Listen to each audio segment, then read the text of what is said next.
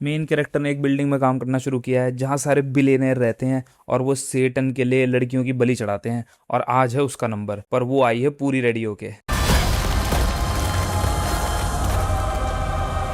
भाई ये है बिल्कुल फ्राइडे नाइट मूवी कि अपना दिमाग बंद करो, मजे काटो। एक्शन कॉमेडी है ये, और इसका जो एक्शन है मतलब मजा आ जाता है। वो एक्शन बिल्कुल सेंस नहीं बनाता। लोग उड़ रहे हैं, कहीं कुछ हो रहा है, लोगों के हाथ कट रहे हैं तो वो पिचकारी निकल रही है खून की, पर देखने में जो मजा आता है कि कोई किसी को तलवार से काट रहा है तो उसके बीच में से दो हिस्से हो गए हैं बिल्कुल। जब जब मूवी में एक्शन चल रहा है तब तक तो मौज कट रही होती है, लेकिन स्टोरी में इतना दम है नहीं मूवी की। मूवी में जो है ना, एक्शन और एक्टिंग दोनों बिल्कुल चीजी हैं, लेकिन इस मूवी को पता है कि ये जो कर रही है वो इतना चीजी है और ये उसका फायदा उठाते हैं कि आपको कभी आउट ऑफ प्लेस नहीं लगती वो चीजीनेस। वो लगता है कि वो मूवी का ही पार्ट है। मूवी फनी भी है, मतलब प्रॉपर कॉमेडी नहीं है, पर एक्शन सीन्स के बीच में जो कॉमेडी होती है ना, मतलब किसी ने किसी का हाथ काट दिया तो उसके ऊपर कोई जोक मार देगा, वैसे वाली कॉमेडी है और वो वर्क करती है मोस्ट ऑफ द टाइम। और अगर तुम्हें वायलेंट मूवीज देखना पसंद है तो इस मूवी में तुम्हें बहुत मजा आएगा। और ये सीरियस वाला वायलेंस नहीं है, ये फन वाला वायलेंस है कि उसने कुल्हाड़ी पे आग लगा दी है और अब वो जिसको भी कुल्हाड़ी मार रही है उस आदमी में आग लग जा रही है। देखो, हर मूवी को ना ज्यादा सीरियस होने की जरूरत होती नहीं है, मतलब ऐसी ऐसी मूवीज बहुत जरूरी होती हैं कि आप 4-5 दोस्त बैठो, अपना दिमाग बंद करो और मजे मारो मूवी देखते हुए। और ये मूवी वही है, ये मूवी है 1.5 घंटे के ऊपर से, और जो मेरे हिसाब से मोस्ट ऑफ द मूवीज के लिए परफेक्ट लेंथ होती है। लोग जबरदस्ती मूवीज को लंबा स्ट्रेच करने की कोशिश करते हैं, और कुछ स्टोरीज के लिए जरूरी है। मैं समझता हूँ कि हर मूवी 1.5 घंटे में खत्म नहीं हो सकती, 3-3.5 घंटे की मूवीज होनी जरूरी है, लेकिन इस टाइप की जो मूवीज हैं इनके लिए 1.5 घंटा बहुत है। अब जिस टाइप की, जिस जॉनरा की ये मूवी है ना, वो सुन के ऐसा लगेगा नहीं कि इसकी डायरेक्शन कुछ अलग होगी या अच्छी होगी, लेकिन जो डायरेक्टर ने इस मूवी में लाइटिंग यूज की है, सेट डिजाइन यूज किया है, वो देख के लगता है कि हाँ, आप एक अच्छे बजट की मूवी देख रहे हो। और सिर्फ दिखने की बात नहीं है, जो उसने म्यूजिक यूज किया है, मतलब इसमें एक सैटानिक कल्ट है तो उसका जो म्यूजिक है वो बहुत बढ़िया है, और जो इसमें फाइटिंग हो रही है कांस्टेंट, उसका जो बैकग्राउंड म्यूजिक है वो भी एकदम मस्त है। और सबसे बड़ी बात, जो इसकी फाइट कोरियोग्राफी है वो इतनी बढ़िया है, मतलब जब भी फाइट चल रही होती है ना, कभी आप बोर नहीं होगे कि क्या हो रहा है, मजा आता है। और इस मूवी में प्रैक्टिकल इफेक्ट बहुत ज्यादा है, मतलब सीजीआई भी है, लेकिन प्रैक्टिकल इफेक्ट का जो यूज किया है ना, मतलब मेरे ओपिनियन में तो प्रैक्टिकल इफेक्ट ज्यादा बढ़िया लगते हैं सीजीआई से मोस्ट ऑफ द टाइम। तो एज अ पैकेज ये मूवी पुल ऑफ कर लेती है जो ये करना चाहती है। मतलब जो इसकी डिस्क्रिप्शन है उसके हिसाब से लगता है कि ये छोटे स्केल की मूवी होगी, लेकिन इसकी जो पूरी प्रोडक्शन है ना, वो मतलब अपनी डिस्क्रिप्शन को एक्सीड कर रही है कहीं ना कहीं। और मैं तो चाहता हूँ कि ऐसी मूवीज और बने। मतलब 2000 से 2010-15 तक ना इस टाइप की बहुत सारी मूवीज थी कि बस डम्ब एक्शन कॉमेडी मूवीज हैं, लेकिन अब मेरे को लगता है मूवीज ने ना खुद को ज्यादा सीरियसली लेना शुरू कर दिया है कि हर मूवी कोई आपको मैसेज देना चाहती है, हर मूवी बहुत रियलिस्टिक होना चाहती है, हर मूवी का एक डीप मीनिंग होना चाहिए। नहीं भाई, कभी कभी आपको चाहिए कि आप 4-5 दोस्त बैठो, 2-4 बियर पकड़ो, थोड़ी पॉपकॉर्न लाओ और इंजॉय करो। और ये मूवी वही है कि ये सिनेमा को चेंज नहीं कर देगी कि इसके आने के बाद मूवीज में एक रेवोल्यूशन आएगा, कुछ चेंज होगा, लेकिन आपको फ्राइडे नाइट को मजे दिला देगी ये मूवी बस। अब मैं एक चीज के बारे में बात करना चाहता हूँ, वो एग्जैक्टली स्पॉइलर तो नहीं है, वो फर्स्ट एक्ट में ही हो जाता है, और जब मैंने मूवी देखी थी तो मुझे पता नहीं था कि ये होगा, लेकिन मेरे हिसाब से आपको अगर ये बात पता हो तो एक्सपीरियंस और बेटर होगा। लेकिन अगर आपको बिल्कुल जीरो स्पॉयलर्स के साथ जाना है तो यहाँ आप वीडियो एंड कर सकते हो, और मेरे ओपिनियन में आपको ये मूवी देखनी चाहिए 2-4 दोस्तों के साथ बैठ के। अब बात करते हैं उस चीज के बारे में। तो इस मूवी में जितने बिलियनर्स हैं, क्योंकि वो सेटन की पूजा करते हैं,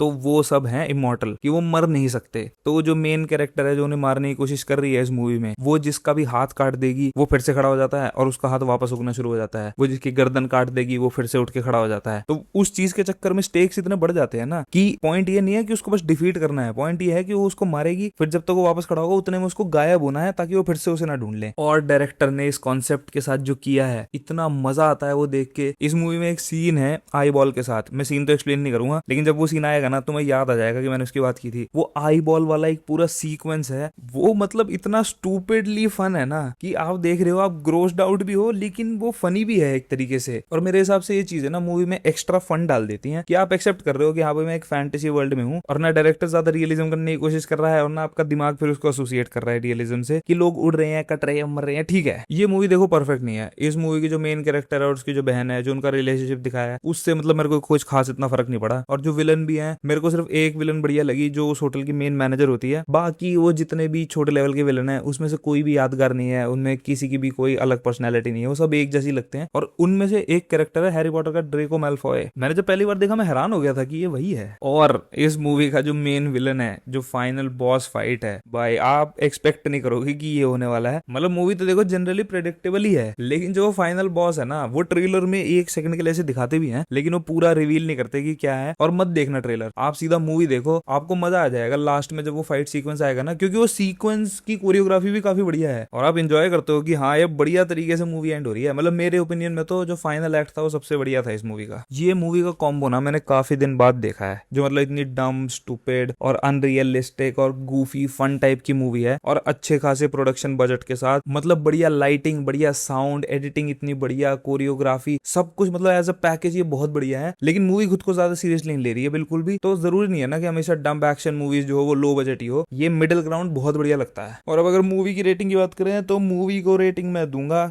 4-5 दोस्त 4-5 बियर आउट ऑफ 10।